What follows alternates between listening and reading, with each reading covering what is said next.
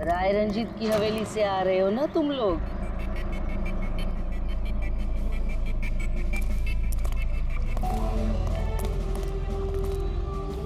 क्या कहा आपने? राय रंजीत के मकान से लौट रहे हो? आप कौन है? क्यों गए थे वहां? अपनी मौत को दावत देने गए थे? सर, लगता है ये लाली है। आप लाली हो ना? हाँ, तुम्हें किसने बताया? तुम्हें तुम्हें राय रंजीत के जासूसों ने यहाँ भेजा है? हाँ, उन्होंने ही भेजा है ना यहाँ पे। कौन कौन राय रंजीत? सांप था वो, सांप। उसने मेरी दादी को धोखा दिया, उन्हें अपने ही घर से धक्के मार के निकाल दिया। निकालो इसे बाहर। छोड़िए मुझे, मुझे मेरे घर से मत निकाल, मुझे मेरे घर से मत। शर्म आनी चाहिए तुम्हें रंजीत, तुम अपनी खुद की भाभी को घर से बाहर निकाल रहे हो। कम से कम अपने भैया का तो लिहाज किया होता। अरे उनका क्या लिहाज करना, उन्होंने खुद ही तो अंगूठा लगाकर ये घर मेरे नाम किया है। तूने उन्हें शराब पिलाकर धोखे से अंगूठा लगवाया था। अब क्यों किया, कैसे किया, इस गहराई में जाने से क्या फायदा। समझने वाली बात तो ये है कि ये मकान अब मेरा है और तू सड़क पर आ गई है। चलो निकालो इसे यहाँ से। तेरे हिस्से में ना सिर्फ घर नहीं आया है, एक मकान आया है, एक ऐसा मकान जिसके हर कोने में मेरी बदुआएं गूंजेगी। मैं तुझे श्राप देती हूँ, सिर्फ तू ही नहीं, इस घर का जो भी मकान मालिक बनेगा वो जिंदा नहीं बचेगा। मौत का खेल होगा यहाँ, मौत का खेल। अब तक कितने लोग मरे? वो सब लोग मर गए जिन्होंने वो मकान खरीदना चाहा। तुम लोग वो घर मत खरीदना, तुम भले लोग लग रहे हो, वरना तुम्हारी बीवी विधवा हो जाएगी।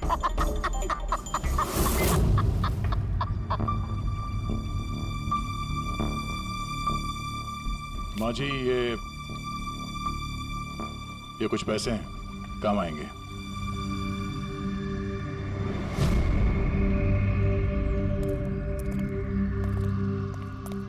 सर, लगता नहीं है इसका राज की मौत में कोई हाथ है।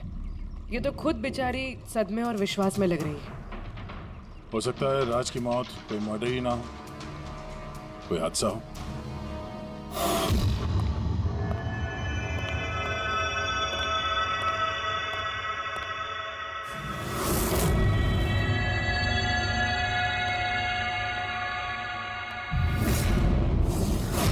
अरे ये कमरा खुला कैसे है? ये तो बंद था। एक मिनट रुको, शायद राज ने खोला।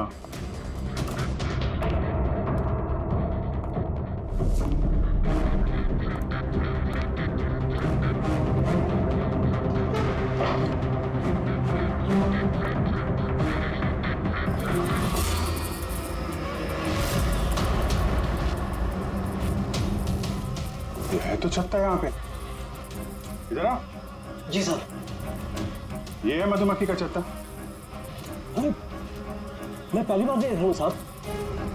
ये राज यहाँ इस स्टोर रूम में क्या करने आया था? साहब शायद बंगलू देखने आए होंगे।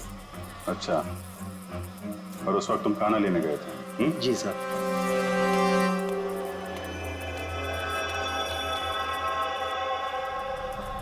वो कौन है? वो कमल है साहब, यहाँ का माली। जब राज साहब की मौत हुई थी तो ये था यहाँ पे? जी हाँ था। कमल इधर आओ, साहब बुला रहे। जी सर। कमल, जब राज साहब की मौत हुई थी तो यहाँ आसपास किसी अनजान आदमी को देखा था तुमने? कोई अजीब सी घटना हुई हो? नहीं साहब। तो ये छत्ता यहाँ पे है तो तुम्हें कुछ काम करने में परेशानी नहीं होती? मधुमक्खी ने काटा नहीं तुमको कभी? नहीं सर, मधुमक्खी तो तब काटती ना जब यहाँ कोई छत्ता होता। पहले तो मैंने ये छत्ता यहाँ देखा ही नहीं साहब। क्या बात कर रहे हैं? हाँ साहब, मैंने आपसे पहले कहा ना कि इससे पहले इस घर में हमने एक मधुमक्खी भी नहीं देखी। कमाल है। फिर ये छत्ता आया कहाँ से? और मधुमक्खियों ने राज को ही क्यों काटा? ये तो कोई एक्सपर्ट ही बता सकता है। आसान के क्या पता चला राज की मौत के बारे में? मौत कैसे हुई?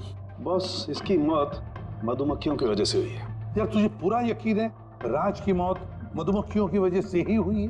हाँ बॉस, ये डॉक्टर ने जो रिपोर्ट बनाई है मैंने वो भी देख ली, इस राज का अच्छी तरह से चेकअप भी कर लिया। मुझे पूरा यकीन है राज की मौत मधुमक्खियों के डंक के जहर की वजह से ही हुई है। सर, बचपन में मुझे मधुमक्खी ने काटा था, मैं तो जिंदा हूँ। हाँ सालू के साहब, पंकज पे जहर का असर क्यों नहीं हुआ? अरे पंकज को मधुमक्खी ने काटा था, मधुमक्खियों ने नहीं काटा था। बॉस, अगर एक दो मधुमक्खी काटे तो बात समझ में आती है, लेकिन सैकड़ों मधुमक्खियां अगर हमला कर दे तो इट्स इम्पॉसिबल। मधुमक्खियों के डंक से? साळुंखे कहता है कि राज की मौत मधुमक्खियों के डंक से हुई है, मधुमक्खियों के जहर से। और राज की मंगेतर वंदना कहती है कि राज का खून हुआ है।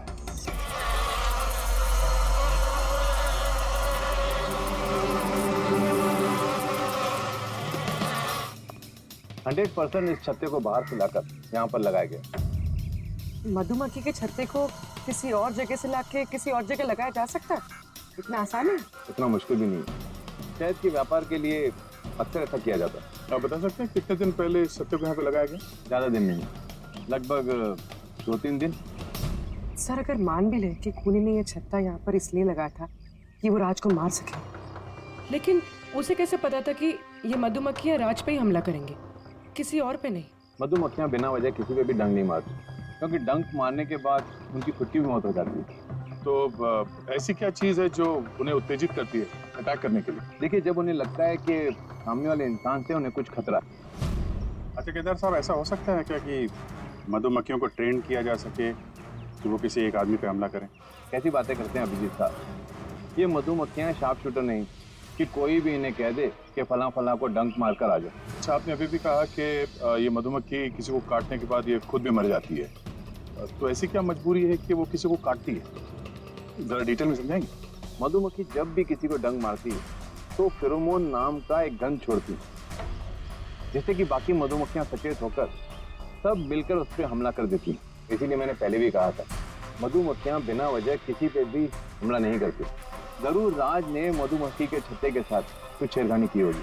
सर, खूनी को कैसे पता था कि राज इस छत्ते के साथ छेड़खानी करेगा? कहीं ये मौत वाकई हादसा तो नहीं? नहीं पूर्वी, राज के आने के ठीक 2 दिन पहले इस छत्ते को यहाँ पे लगाना ये कोई संयोग तो नहीं हो सकता।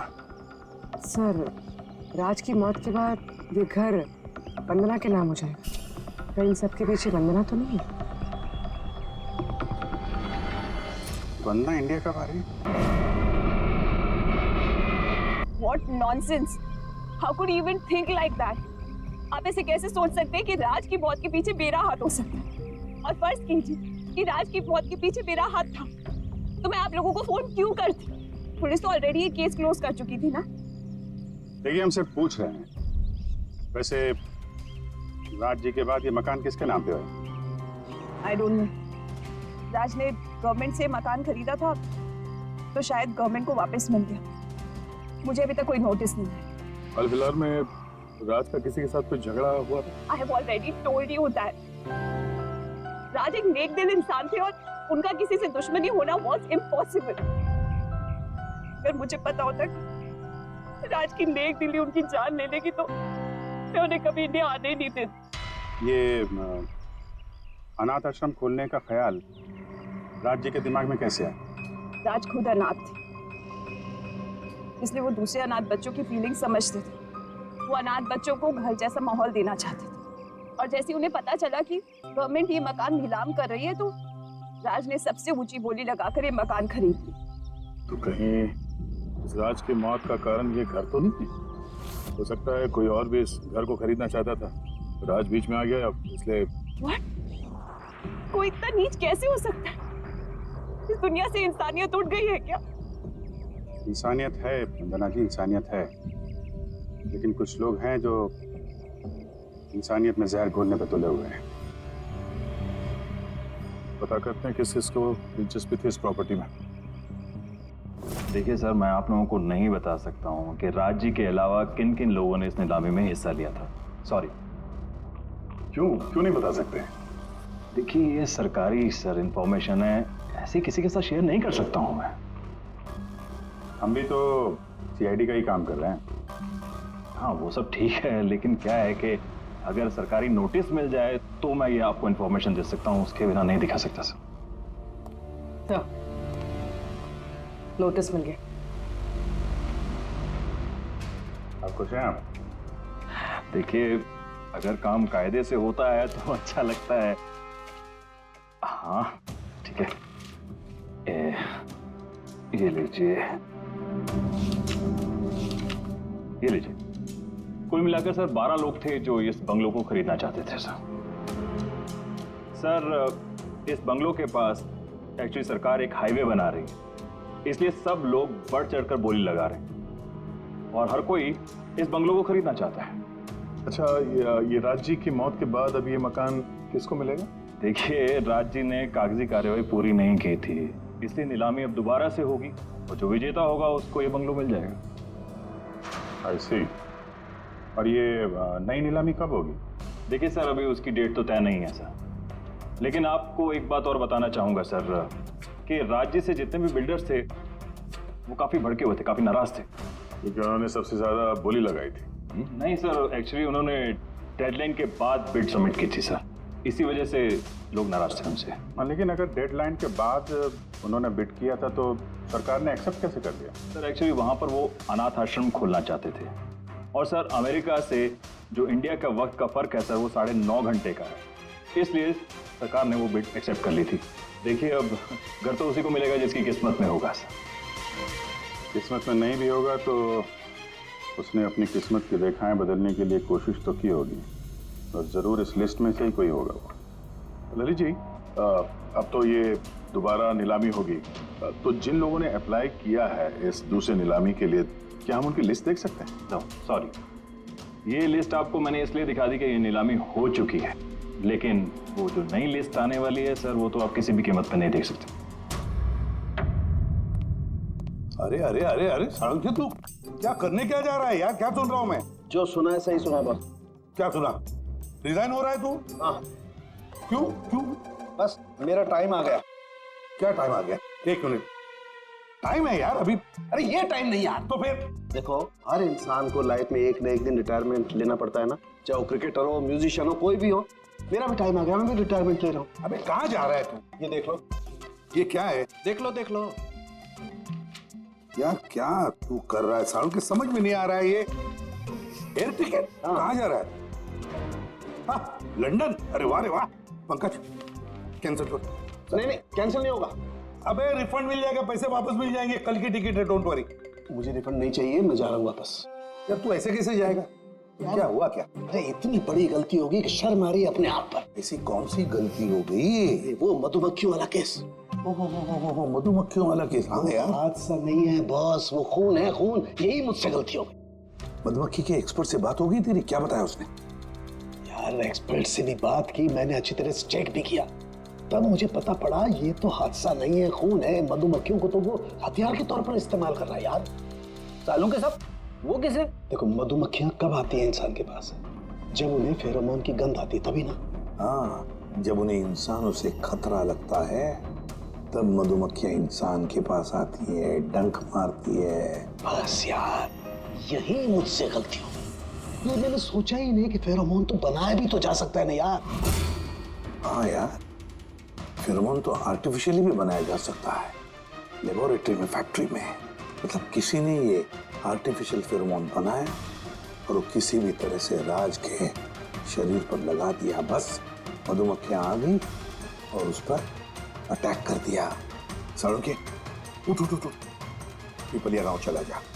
वहां पे जहाँ पे राज का खून हुआ, राज का सारा सामान चेक कर, पता तो चले ये फेरोमोन वहां पर आया कैसे और किसने इस्तेमाल किया ये फेरोमोन राज पर। Yes boss. ये रहा सर, राज का सारा सामान इस सूटकेस में। ठीक है। सर एसीपी साहब बता रहे थे आप रिटायर होने वाले हो। कब है आपका लास्ट वर्किंग डे? आपके लास्ट वर्किंग डे से एक दिन के बाद। मतलब नहीं हो रहा है। हाँ भैया, एक काम करो, मैं बाहर जाता हूँ और तुम जो है ना एक एक करके सामान मुझे बाहर पकड़ाओ, तो पता करते हैं कि कौन से सामान में फेरोमेन है। ठीक है सर। ये पकड़ेंगे आप जरा, रख लीजिए थोड़ी देर के लिए। दिखेगा ना बाहर? दिखेगा। मधुमक्खी है इसके लिए कह रहा था। अभिजीत हो तुम। हाँ। ये पूर्वी है। हाँ। ये दया। अरे दिख रहा है सर। सामान। चलिए चलिए चलिए, संभाल के सर, संभाल के। हाँ। चलिए सर।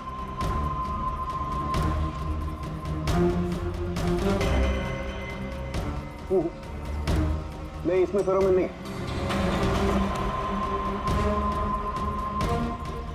अरे सर संभल के। अरे कुछ नहीं, जिसमें फेरोमोन होता है उसी पर अटैक करती है।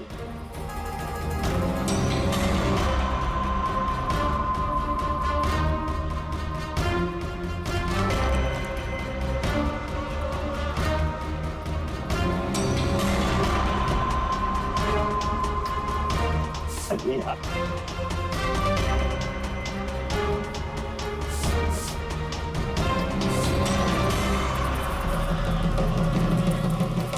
हरकत हुई, देखो देखो, अटैकिंग मूड में आई है ये मधुमक्खी, देखो।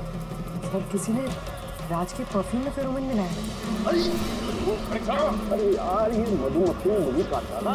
सर आप निकलो यहाँ से। अरे यार, अरे पानी में जाओ, पानी में। पानी किधर है? अरे सामने उतर सर। अरे उधर कुआं है सर, जाओ ना। कुएं में घुस जाओ। अरे सर निकलो यहाँ से। जाइए सर।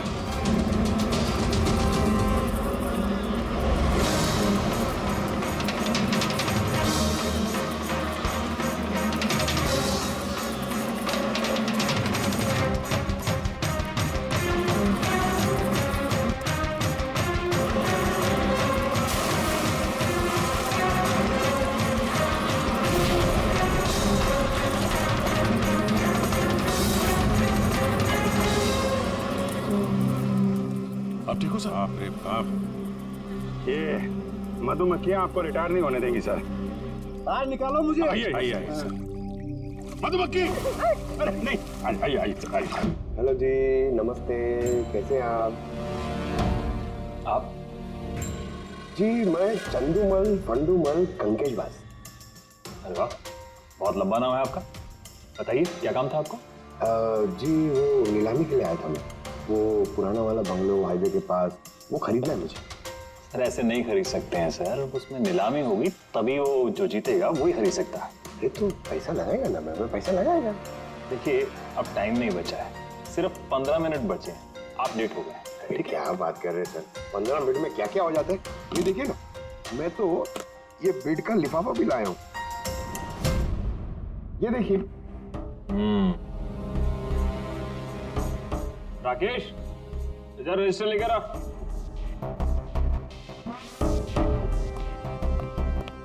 साहब को दो, एंट्री कीजिए सब। हाँ यहाँ पर एंट्री कर दीजिए। अच्छा,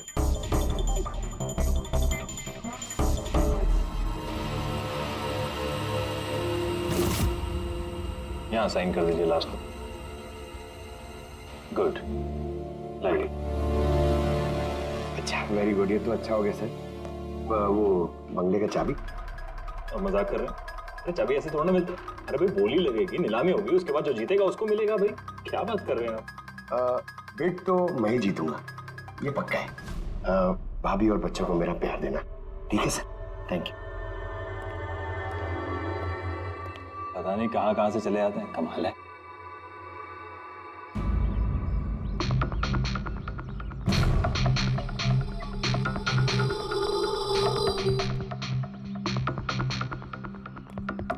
क्या भाई साहब काम हुआ? सर ये देखिए, चंदूमल फंडूमल कंकेशवास का कमाल। Good job Pankaj. 12 में से 2 लोग हैं जिन्होंने दोबारा बोली लगाई है इस मकान को खरीदने के लिए, हेमंत और रोशन। मतलब खूनी इन्हीं 2 में से कोई हो सकता है।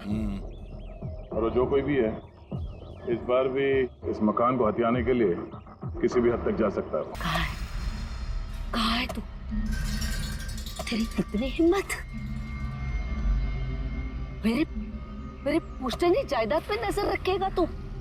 अगर हिम्मत है तो सामने आके दिखा। मेरे घर की तरफ बढ़ता हुआ तेरा हर एक कदम तुझे भारी पड़ेगा,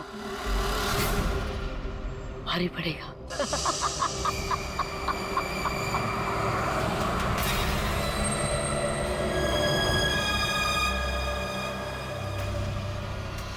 यार यहाँ पे तो कोई भी नहीं दिख रहा, किससे पूछूं?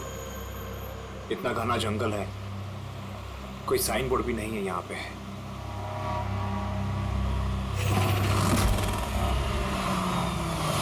अरे भाई साहब, ये पिपलिया गांव का रास्ता यही है ना?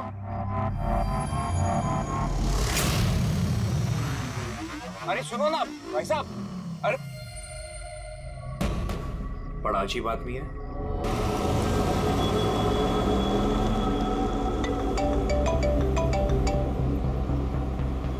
Hi baby. हाय, पहुंच गए? बस पहुंचने वाला हूँ। डोंट टेल मी तुम अब तक नहीं पहुंचे। इतने लेट कैसे हो गए? एक्चुअली क्या है, ये जगह शहर से काफी दूर है और यहाँ ज्यादा लोग भी नहीं दिख रहे मुझे। Alright, tell me, are you missing me? Of course, इसमें पूछने वाली क्या बात है? अच्छा तुम एक काम करो, जल्दी जल्दी ये सारी फॉर्मेलिटीज खत्म कर लो, अपनी सारी कागजी कार्रवाई एंड ऑल दैट। उसके बाद मे बी नेक्स्ट फ्लाइट से I can come and join you in India. What's it? Great, that's good news.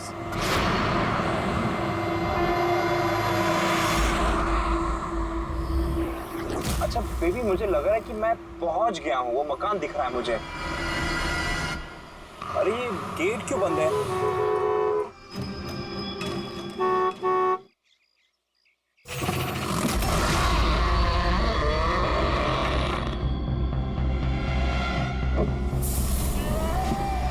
जी राय रंजीत के मकान में जा रहे हो? हाँ।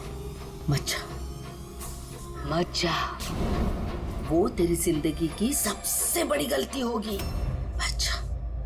मत जा। लेकिन आप कौन हो? मैं तुम्हारी मौत, तुम्हारी मौत।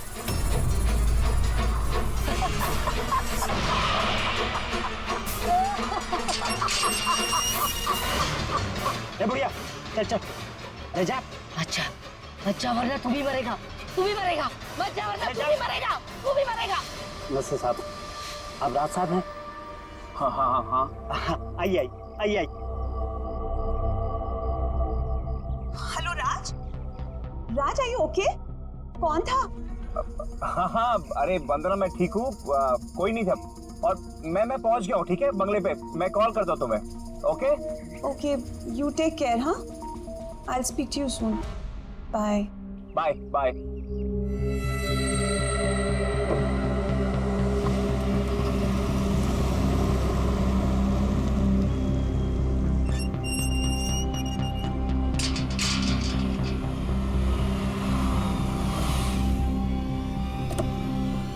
आइए साहब।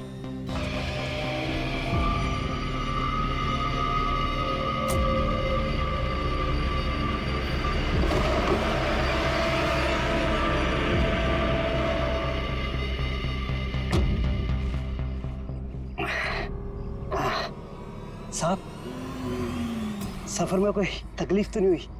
नहीं, लेकिन वो औरत कौन थी? बुढ़िया औरत जो आपसे बात कर रही थी ना, लाली नाम है उसका, थोड़ी अजीब सी है। आपको उसकी बातों का बुरा तो नहीं लगा? नहीं, बुरा नहीं लगा मुझे, पर मुझे एक बात समझ में नहीं आई कि उस औरत ने मुझे यहाँ आने से मना क्यों किया। जाने दीजिए ना साहब उसकी बातों का, थोड़ी सी हिली हुई है, कुछ भी बकती रहती है। आप आइए, अंदर आइए।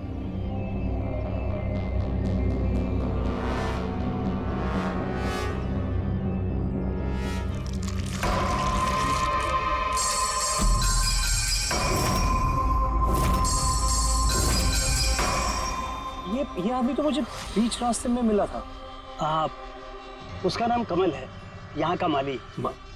हमने सोचा अब आप यहाँ पर रहने वाले हैं तो क्यों ना बगीचे के जो रंग बिरंगे फूल हैं फिर से खिल उठाएं। अच्छा, आइए साहब।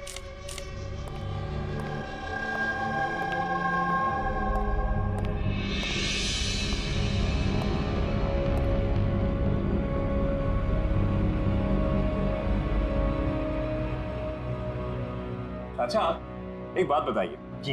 यहाँ कितने साल से काम कर रहे हैं आप? बस साहब ये समझ लीजिए कि मैंने बचपन में चलना यहीं से सीखा था, और अब इस घर से तभी जाऊंगा जब मेरी अर्थी उठेगी। साहब अब ये घर आपका है, कहीं आप मुझे नौकरी से निकाल तो नहीं देंगे? अरे नहीं नहीं नहीं चाचा, ऐसे कैसे बात कर रहे हैं आप? ऐसी कोई बात नहीं, बिल्कुल बेफिक्र रहिए। और इसमें इतने बड़े घर की देख रेख आपके सिवा और कौन कर सकता है? हाँ वाकई में आप बहुत नेक इंसान हैं। आइए।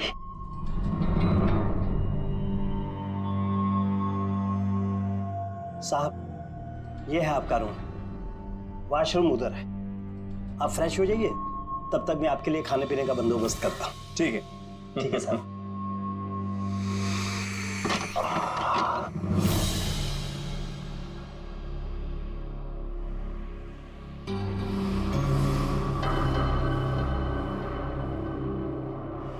चला जा, चला जा, चला जा, वरना तू भी मरेगा।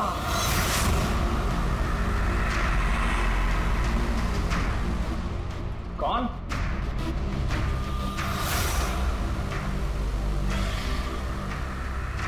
मैंने कहा ना, चला जा।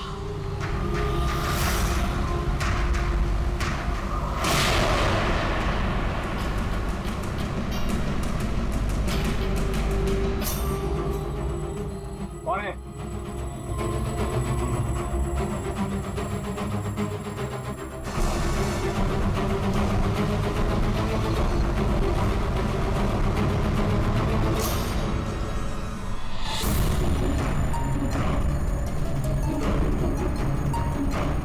जैसे बाकी लोग मरे हैं वैसे तू भी मरेगा।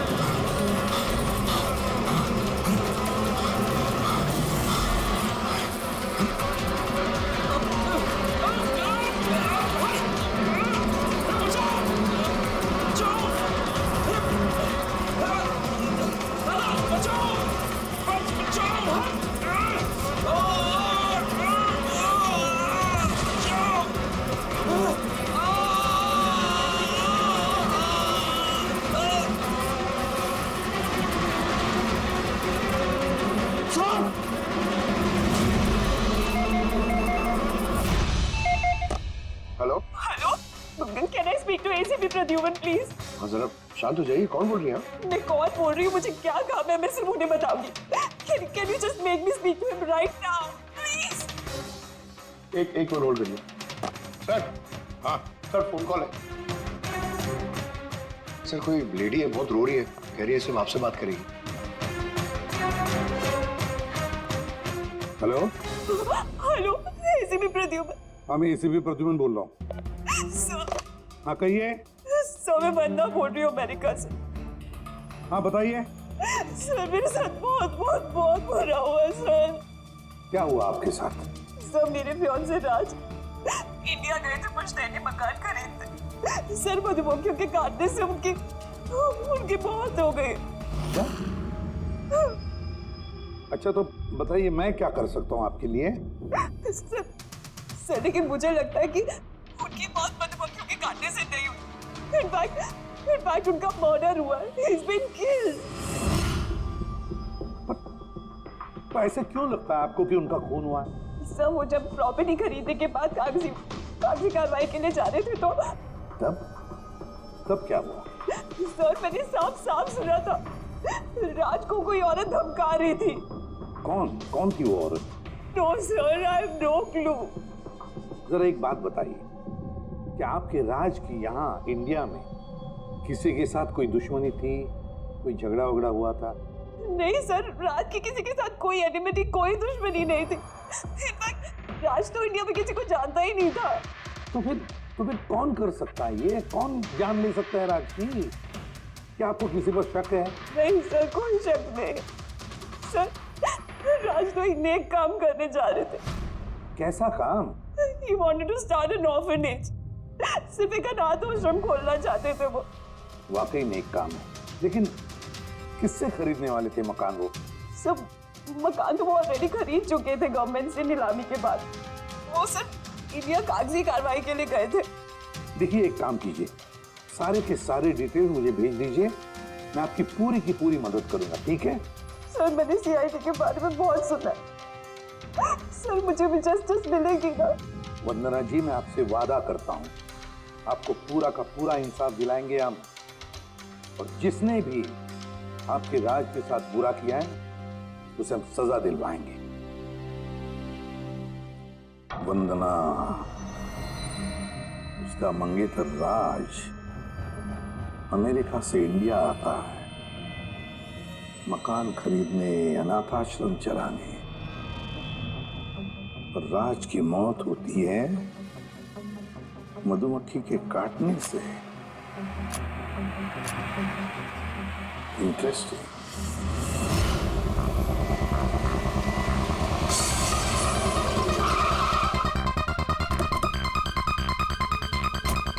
सर, यही वही बंगला है जो राज ने सरकार से नीलामी में खरीदा था। अच्छी खासी प्रॉपर्टी लग रही है। आप देखभाल करते हो उस जगह की? जी हाँ, कहिए। कहेंगे आप, हम सिर्फ सुनेंगे। क्या मतलब? सीआईडी? क्या बात होगी सर? राज राकेश नाम के एक आदमी का खून हुआ है यहाँ पे। बहुत बुरा हुआ सर उनके साथ। उन्होंने ही सरकार से ये मकान खरीदा था। हाँ, उन्हीं की बात कर रहे हैं। उनका खून नहीं हुआ, मधुमक्खियों के काटने से उनकी मौत हुई है। मैंने खुद अपनी आंखों से देखा था। देखा होगा आपने, लेकिन यहाँ इस बंगलों में आने से पहले किसी औरत ने उन्हें धमकी दी थी। कुछ जानते हो उस औरत के बारे में? अच्छा, वो लाली साहब, वो बुढ़िया तो बेतुकी बेसर की बातें करती रहती है। आप उसकी बातों को गंभीरता से मत लीजिए। क्या गंभीरता से लेना और क्या नहीं, वो हम तय कर लेंगे। आप ये बताइए कि वो लाली, वो रहती कहाँ?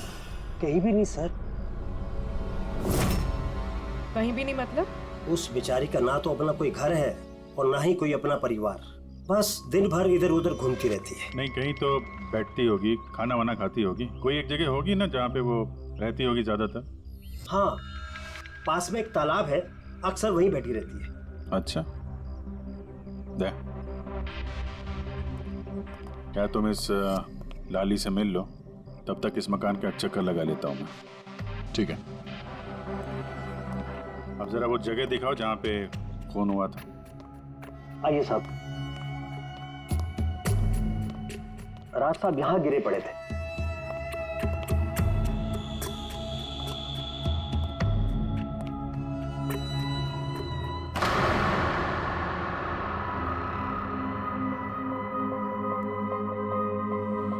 पहले मधुमक्खियों ने राज साहब को मारा, फिर वो खुद मर गए।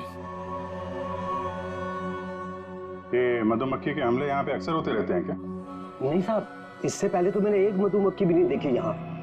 पता नहीं राज साहब के पीछे इतनी सारी मधुमक्खियाँ अचानक कहाँ से आ गई। अब ये वक्त आ गया है कि बता दिया जाए कि नीलामी का विजेता आखिर है कौन। और मुझे बताते हुए बहुत खुशी हो रही है कि नीलामी के जो विजेता है मिस्टर रोशन। रोशन जी, आपको बहुत बहुत बधाई हो। एक मिनट, काय की बधाई हो? सबसे ज्यादा बेट मैंने लगाई थी, ये कैसे जीत गए? देखिए भाई साहब, आपको कोई गलतफहमी हुई है। सबसे ज्यादा बेट मिस्टर रोशन ने लगाई थी, इसलिए रोशन को मकान दे दिया गया। ऐसा हो ही नहीं सकता। मैंने बहुत ऊंची बोली लगाई थी, ये बेट मुझे मिलनी चाहिए थी। आप ऐसे ही बात कर रहे हैं सर। मैंने तीनों लिफाफे चेक किए हैं और चेक करने के बाद मिस्टर रोशन की कीमत सबसे ज्यादा थी, इसलिए मिस्टर रोशन को मकान दे दिया गया है। प्लीज कम ऑन यार, अब हार गए हो तो बच्चों की तरह रो मत। बिजनेस है, ऊंच नीच होती रहती है। बिजनेस में बेईमानी नहीं चलेगी। ये दिखाइए, आप पहले वो लिफाफे दिखाइए, मुझे अभी देखना है किसने कितने बिट करी है। दिखाइए दिखाइए दिखाइए, लाइए। मुझे भी चेक। नहीं नहीं नहीं, ये नहीं दिखा सकते, ये नियम के खिलाफ है। चीटिंग करना भी नियम के खिलाफ है। मैंने 7 करोड़ की बिट करी है। 4 करोड़ इनके अभी हेड ऑफिस से फोन आएगा और बोलेंगे कि मैंने सिर्फ 3 करोड़ लगाए। कोई फोन नहीं 4 करोड़ कम। आपके कहने से फोन आएगा। चलो उठाओ, फोन उठाओ तुम्हारा अभी। ये मुझे क्या करना है क्या नहीं करना है ये आप मुझे नहीं बताएंगे। आप ललित जी, आप तो बड़े कायदे कानून की बातें किया करते थे और फोन भी नहीं उठा रहे हैं। भाई ये तो बहुत गलत बात है। आप ब्यूरो चलिए हमारे साथ। आप कहाँ खिसक रहे रोशन जी? आप हमें मिठाई नहीं खिलाएंगे? नई प्रॉपर्टी ली है आपने? आइए, आप ही आइए। आइए आइए।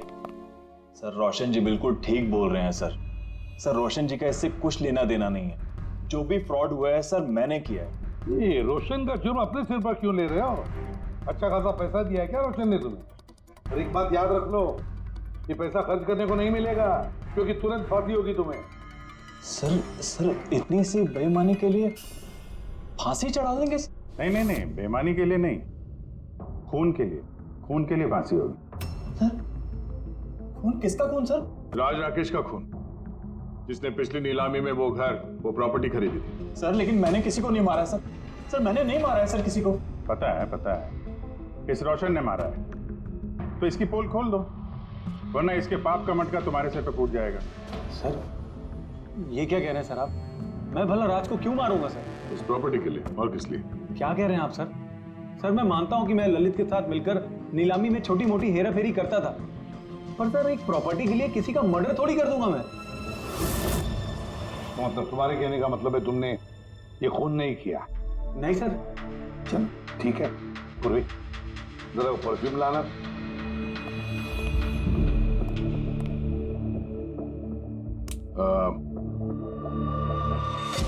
ये परफ्यूम छिड़क दूं? बाहर मधुमक्खियों का छत्ता है, क्या बोलता है? Sir perfume? हाँ आपकी मर्जी सर, लेकिन हमारे इस केस से परफ्यूम का क्या लेना देना सर? मुझे वाकई पता नहीं इस परफ्यूम का कोई इस केस से संबंध है। सर जी हम सच कह रहे हैं सर, राज जी की मौत से हमारा कोई संबंध नहीं है सर। ललित बिल्कुल ठीक कह रहा है सर।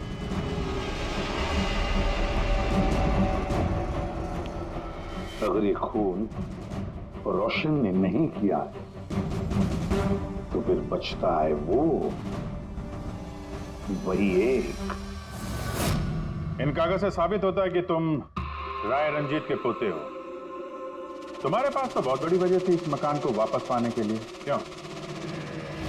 देखिए, राय रंजीत का पोता होने से यह साबित नहीं होता कि यह खून मैंने किया है। हेमंत जी, खूनी कभी कभी अपने जुर्म के सबूत अपने साथ लेकर चलता है, जैसे तुम। मैं समझा नहीं, मैं समझाता हूं कि ये रहे सबूत। कमाल है सालू के साहब, सेफ्टी सूट पहनने के बावजूद भी आप दोनों को मधुमक्खियों ने काटा।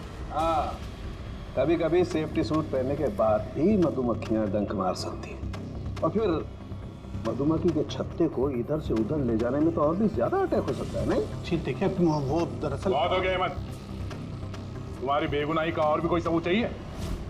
जी नहीं, मैंने ये सब किया था। जब राज बंगले में घुसा तब मैं वहीं था, और मौका देखकर मैं बंगले में घुस गया था। मैंने परफ्यूम की बोतल के अंदर फेरोमोन मिला दिया। उसके बाद राज को आवाज से डिस्ट्रैक्ट किया, मधुमक्खी के छत्ते तक लेकर गया, और उसके बाद का काम मधुमक्खियों ने कर दिया था। मुझे मेरा पुश्तैनी मकान वापस चाहिए था। वाह रे वाह, अपने पुश्तैनी मकान के लिए तुमने एक नेक इंसान का खून कर दिया। कानून तुम्हें कभी माफ नहीं करेगा। तुम्हें कम से कम आजीवन कारावास की सजा होगी। ले जाओ इसे पंकज।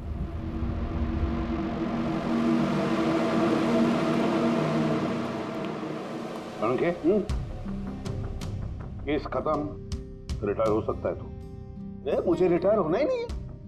कल तक तो बोल रहा था रिटायर करूं। वो कल की बात थी। भगवान, मतलब पीछा तो नहीं छूटने वाला इस आदमी से अपना। हाँ, पीछा नहीं छूटने वाला है, किसी का किसी से नहीं। मुझे तुम्हारे बिना चैन नहीं और तुम्हें मेरे बिना चैन नहीं। ये लीजिए, सरकार ने बंगलो अब राज से आपके नाम करने का निर्णय लिया है। उम्मीद है कि अब आप मिस्टर राज के अनाथ आश्रम खोलने का सपना पूरा कर पाएंगे। राज के जाने के बाद मेरी लाइफ का यही मकसद रह गया है, उसका आखिरी सपना पूरा करना। But thank you so much Raj को जस्टिस दिलाने के लिए। हमने जो कुछ भी किया वो तो हमारा फर्ज था। आपको और कोई मदद की जरूरत हो तो हमें जरूर याद करिएगा। कभी कभी आते रहिएगा, उन बच्चों को भी आपसे इंस्पिरेशन मिलेगी। ये भी कोई पूछने की बात है? हो सकता है उन बच्चों में हमें कोई हमारा नया सीआईडी ऑफिसर मिल जाए।